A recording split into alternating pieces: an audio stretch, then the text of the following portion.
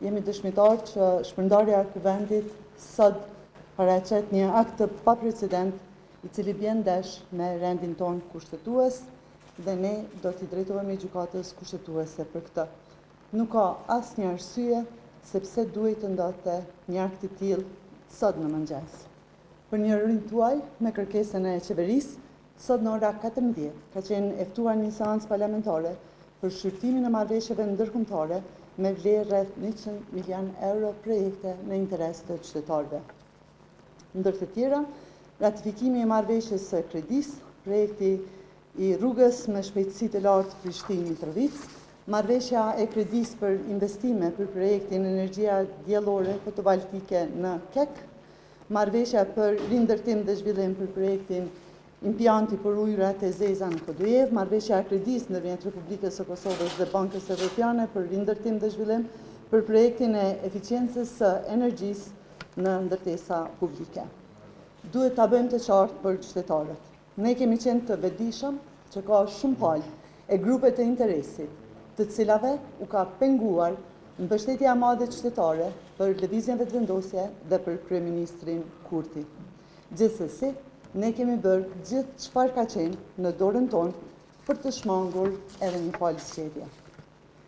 Që nga certifikimi i rezultateve të fundit të procesit zgjedhor dhe menjëherë pas konstituimit të institucioneve, ashtu siç e kërkon rendi kushtetues, ne jemi marrë intensivisht me çështjen e zgjedhjes së presidentit.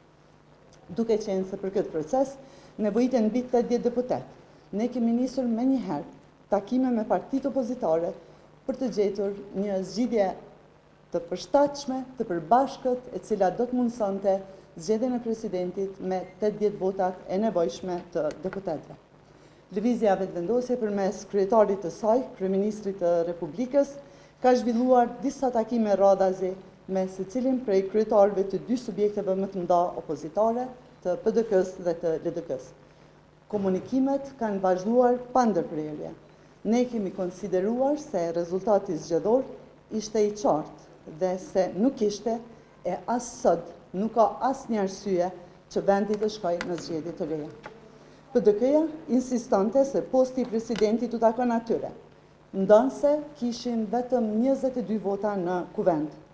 Kur u pyetën për emrin e kandidatit, kanë refuzuar që ta bëjnë publik, duke kërkuar një nënshkrim blanko për një emër i cilin do ta vendosnin më vonë.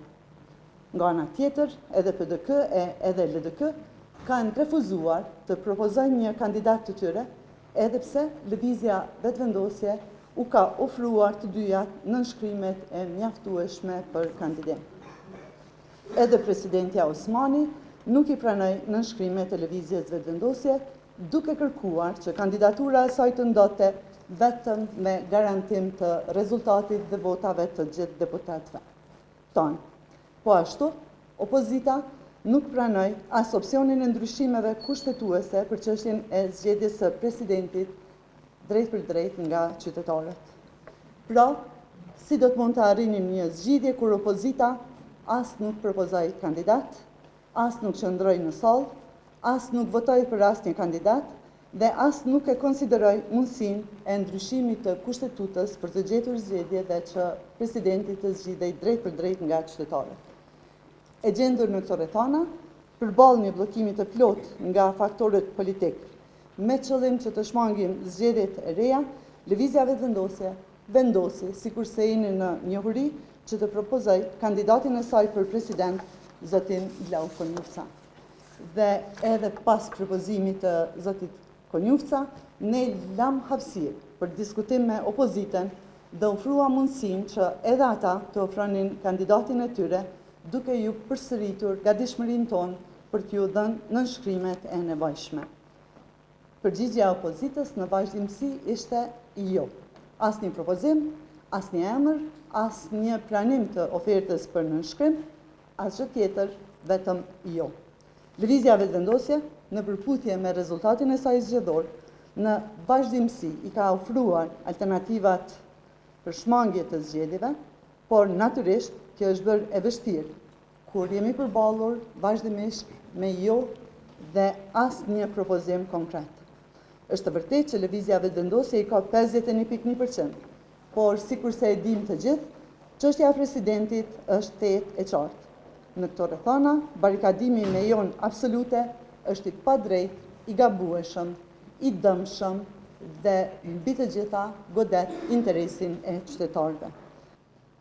Zonja Osmani, e cila aktualisht vazhdon të jetë presidente e Republikës së Kosovës, ka obligim institucional, kushtetues, personal, të tregoj me emra dhe mbi emra kush janë këta njerëz të papërgjegjshëm.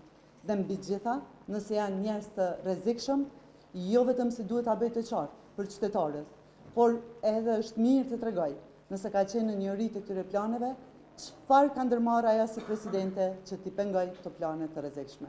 Është obligimi i saj dhe është përkeqësardhje të dëgjohet një deklaratë e tillë. Do të shohim shumë pak, unë nuk besoj që ka asnjë arsye të merret pjesë në një takim të tillë, për faktin e thjeshtë, siç e tham, se kjo është një veprim jo vetëm që bën ndesh me kushtetutën, por edhe një veprim i nxituar dhe që nuk është në interes të vendit. Deklaruar disa herë që Vjosa Osmani ka shkelur kushtetutën për me shpërbërjen e kuvendit, e vajtut, nëse mund të quhet ashtu në thojza këtë pjesën e shkirjes së kushtetutës, por pikërisht partia ju Vjosën e Erdogan se jeni ja që me shkel kushtetutën, çka keni për të thënë që se po shpreh kaq sigurt se është shkelje kushtetutës, do të marr parasysh që nuk keni bashkëmbëllim më i mirë për shkeljen e kushtetutës. Kjo është interpretimi juaj, nëse doni të krahasojeni edhe të ktheheni edhe një herë të vendimi që unë kam marrë, i cili pastaj u kontestua nga gjykata kushtetuese, ka pas të bëj me më shumë se 440 fëmijë të komunës së Kamenicës, të cilët për 2 vite nuk e kanë vijuar shkollimin. Vendimi im ka qenë në interesin më të mirë të atyre nxënësve dhe kontestimi i gjykatës në raport me vendimin tim ka qenë thjesht për arsye procedurale, formale, pra pse e kemi marrë ne si ministri atë vendim. Që është diçka që është krejtësisht e ndryshme me një situatë kur në një republikë parlamentare shpërndahet parlamenti me nxitim në orët e hershme të mëngjesit, në ditën kur fillan të rrihet afati kushtetues prej 60 ditëve për përmbylljen e përzgjedhjes së presidentit. A kemi pyetje tjera? Po. Çdo vendim dhe veprim i lëvizjes vetëvendosje ka qenë gjithmonë i mirë menduar dhe në interes të vendit.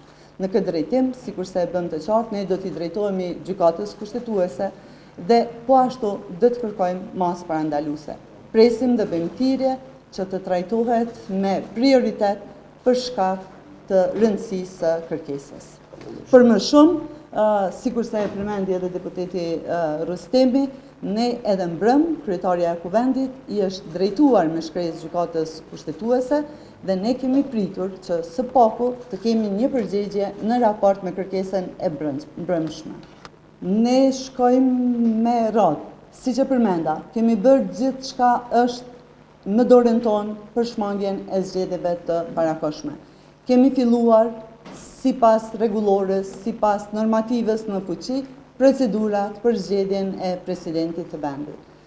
Kryetarja e Parlamentit mbrëm, kur u konstatua se janë vetëm 66 deputet në sallë dhe nuk ka korum për të vazhduar seancën, e njoftoi që do të vazhdohet me seancë kurdo që të krijon kushtet. Kështu që rendi i gjërave është që pas drejtimit nga ana e jonë në gjykatën kushtetuese të presim përgjigjen dhe pastaj të vazhdohet me veprimet.